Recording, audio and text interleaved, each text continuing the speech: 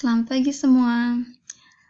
Kita bertemu lagi di pembelajaran matematika wajib kelas 10 untuk mode daring.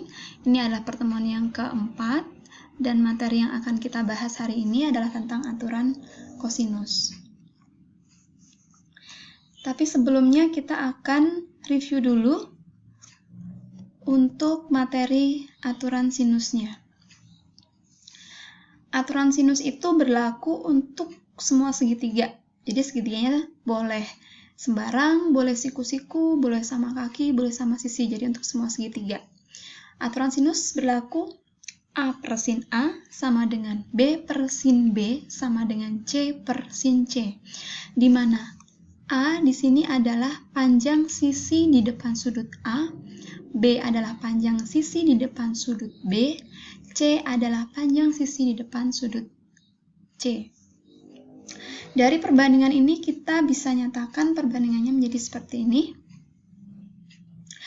Nah, kapan aturan sinus itu dipakai? Dia dipakai untuk mencari unsur segitiga. Unsur segitiga yang saya maksud di sini adalah ya ada sisi dan ada sudut. Nah, pasti dari unsur itu ada 3 sisi dan ada 3 sudut itu tidak semuanya nanti di soal itu ada. Tapi bisa dicari. Nah, untuk mencari unsur yang lain, itu minimal ada 3 unsur, baru unsur yang lain bisa dicari. Nah, aturan sinus itu bisa dipakai kalau 3 unsur itu ada satu pasang sisi dan sudut yang berhadapan. Yang saya maksud di sini adalah, misalnya ada B dengan sudut B, A dengan sudut A, C dengan sudut C. Jadi salah satu ini harus ada. Dari soal kuis yang sebelumnya, kalian menanyakan beberapa soal yang menurut kalian itu sulit. Saya akan bahas di sini 2 soal. Yang pertama adalah soal yang ini. Dari informasi soal, kita bisa lihat di sini.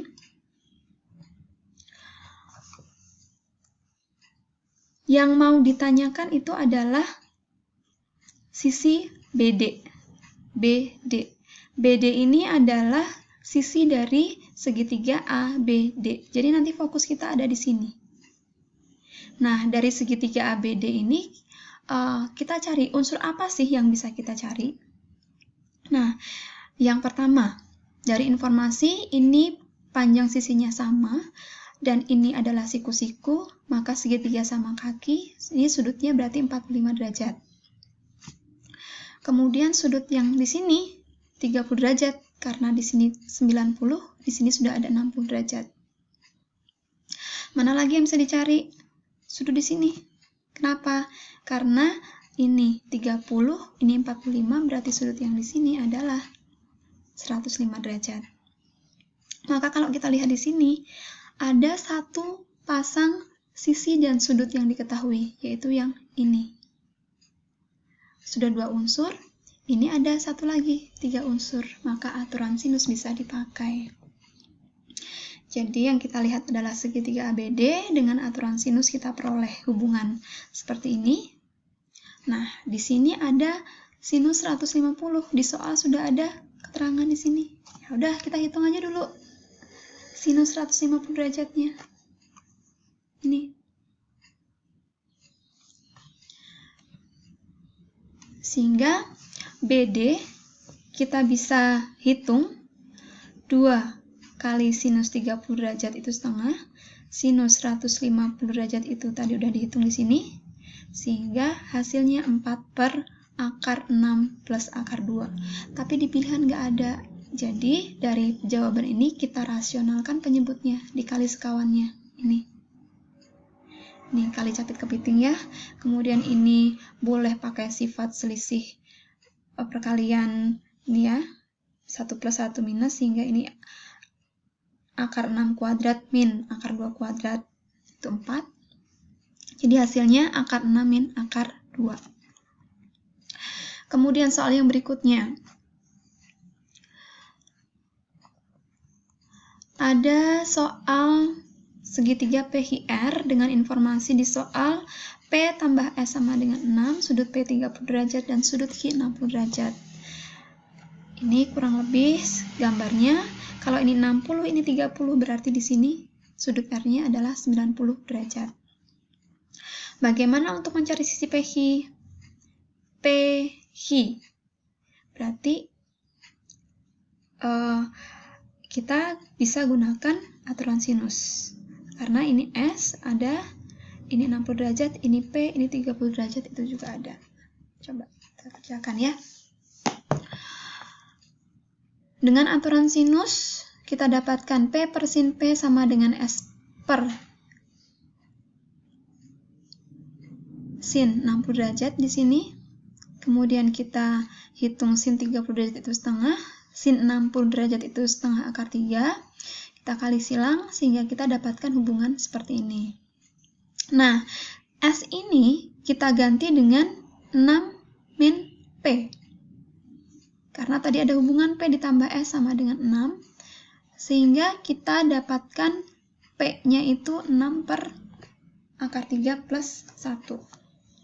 Nah, kita pakai aturan sinus, sehingga kita bisa mendapatkan PH. Di PH per sin 90 derajat, ini PH per 90 derajat sama dengan P per sin 30 derajat.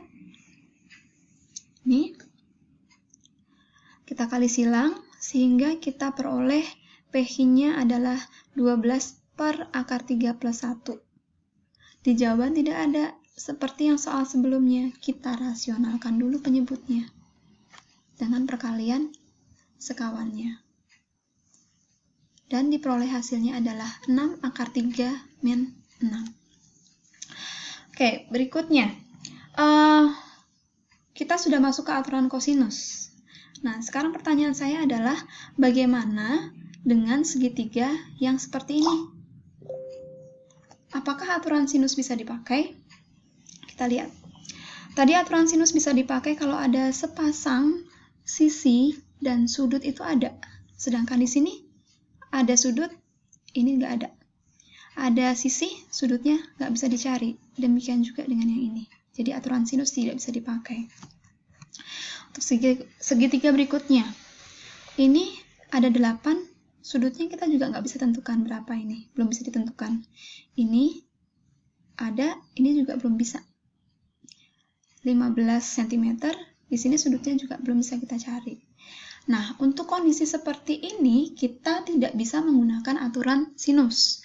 Lalu kita pakai apa? Kita pakainya aturan kosinus. Ini. Nah, aturan sinus itu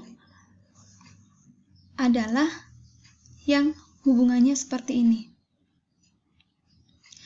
Nah, sekarang kalau kita lihat dari sini, tadi ABC itu menyatakan panjang sisi dari segitiga. Kalau kita lihat di sini ya, A kuadrat sama dengan, berarti ini saya bisa terjemahkan. Saya bisa mencari sisi A, kalau ada B sama C. Ada B sama C, dan ada juga sudut A. Kalau kita lihat di gambar, saya bisa mencari sisi A kalau ada sisi B, sisi C, dan sudut ini. Jadi ada 3 unsur minimal yang ada. Nah, 3 unsur itu, ini B, ini C, ada sudut. Ini namanya sudut apit, sudut yang dibentuk oleh sisi B dan sisi C-nya. Coba yang ini juga sama. Saya bisa nyari B kalau ada A, ada C, sama ada sudut B. Dan hubungannya seperti ini. Nah, dari hubungan aturan cos ini, kita bisa ubah bentuknya menjadi ini. Nah, bentuk yang seperti ini itu nanti sebetulnya hanya dari bentuk yang pertama ini kita ubah aja dengan pindah ruas pembagian. Sehingga kalau di bentuk yang kedua ini, kita lihat di sini. Kita bisa mencari cos A, nilai cos A, kalau ada A, B, C. Artinya apa? Ada 3 sisi yang diketahui. kita mau cari misalnya cos A, ya 3 sisinya harus ada. Gimana nyari cos A? Lihat di sini, cos A sama dengan B kuadrat plus C kuadrat. Yang dijumlahkan adalah sisi apitnya, sisi yang mengapit sudutnya ini dikuadratkan, kemudian dikurangi dengan A kuadrat per 2BC. Nah, maka dari gambar yang ini tadi, ini pakai aturan kosinus yang bentuk pertama, ini yang bentuk kedua. Tapi sebetulnya sama saja. Baik, kemudian untuk contoh soalnya, nih dari gambar yang pertama tadi, ini ada 2 sisi 1 sudut apit. Ya berarti sisi C-nya bisa dicari. Bagaimana caranya? Seperti ini. Ya. Udah dipahami ya? Jadi ini tinggal masukkan rumusnya saja.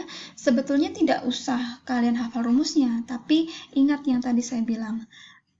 Bahwa aturan cos itu adalah yang penting 2 sisi dan 1 sudut apit. Ini 2 sisinya, ini sudut apitnya. Kemudian, contoh soal yang berikutnya.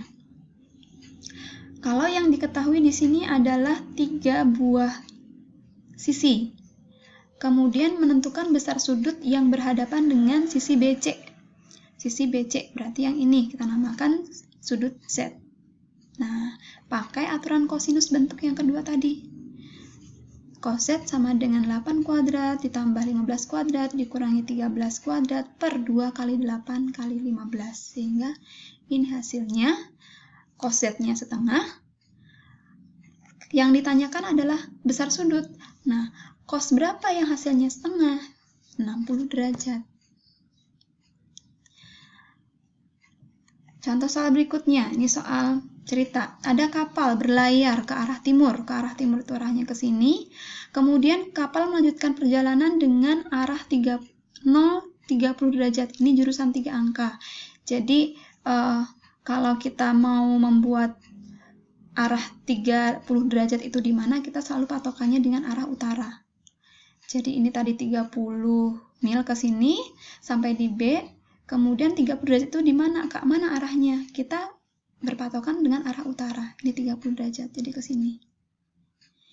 Jarak kapal terhadap posisi saat kapal berangkat, ya berarti yang panjangnya AC. Nah, kita bisa buat segitiga di sini. Ini 30 mil, ini 60 mil, ada 2 sisi. Sudutnya ini bisakah dicari? Bisa. Karena ini arah utara dengan arah yang ini itu 90 derajat, ini 30, jadi sudutnya 120 derajat. Dengan aturan sinus kita bisa cari seperti ini. Oke. Kemudian contoh soal yang terakhir. Nilai sinus sudut terkecil dari sebuah segitiga yang rusuknya 5, 6, dan akar 21 cm adalah, nah ini segitiganya. Kalau di sini ditanyakan sinus sudut terkecil, berarti sudut terkecil itu selalu berhadapan dengan sisi yang paling pendek. Ini sisi yang paling pendek mana? 5 sama 6 tentu saja lebih pendek 5. 5 sama akar 21 lebih pendek mana? Untuk menentukannya ya kita samakan aja, ubah aja dalam bentuk akar semuanya. Ini akar 21, ini akar 25, berarti ini yang paling pendek. Artinya kita mau mencari nilai sinus sudut A. Oke. Nah, karena kita mau mencari sinus, kita nggak bisa langsung pakai aturan sinus. Tapi kita pakainya aturan cos. Kenapa? Karena yang diketahui adalah 3 sisi. Maka yang bisa kita cari dulu adalah nilai cosnya, cos A. Cos A sudah dapat 2/3, maka untuk mencari sinusnya gimana? Ini untuk mencari sinusnya, kalian boleh pakai rumus yang ini boleh, dari identitas trigonometri. Boleh juga kalian pakai, kalau cos itu adalah samping miring. Nah, kalau sampingnya 2, miringnya 3, berarti sisi depannya itu adalah berapa? Dari 9 dikurangi 4 ya, akar 5. Jadi sinnya itu adalah demi akar 5 per miringnya 3. Jadi sin A-nya akar 5/3. Oke, demikian pembahasan kita hari ini. Semoga